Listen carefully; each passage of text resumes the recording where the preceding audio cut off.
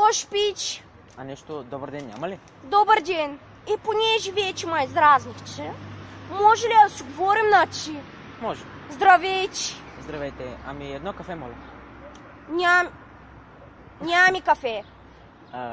Някакво ресторимо нямате ли? Няма кафе, нали казах, че няма кафе? Какво имате? 5 капучино. О, съболезнование за 5 капучино. Не бе, не ме разбра, имаме готови направени 5 капучинита. Не ви разбрах. Имате ли тоник? Искам тоник. И джин ли? Без джин, само тоник. И джин ли? Без джин, само тоник.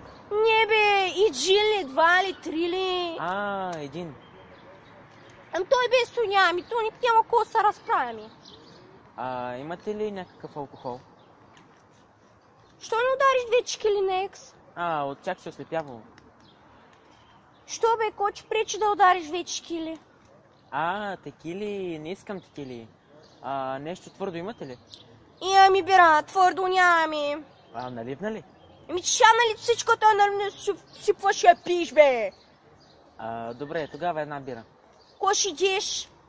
Пържени картофи с сирене. Нямаме. Какво имате? Чиква с мечи орехи. И как така мечи орехи, нали? Мечката е защитено животно. Не бе, чиква с печелен мечи орехи. Овче български не разбираш ли? Аре, че ма дразниш, губиш ми времето, бе. Така ли? Това е най-мизерният ресторант, в който съм стъпвал от 20 години насам. Повече тук няма и да дойда. Хубаво, сметката че и 20 лева.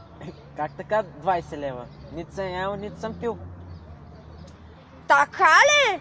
Телевизор гледа ли? Гледа.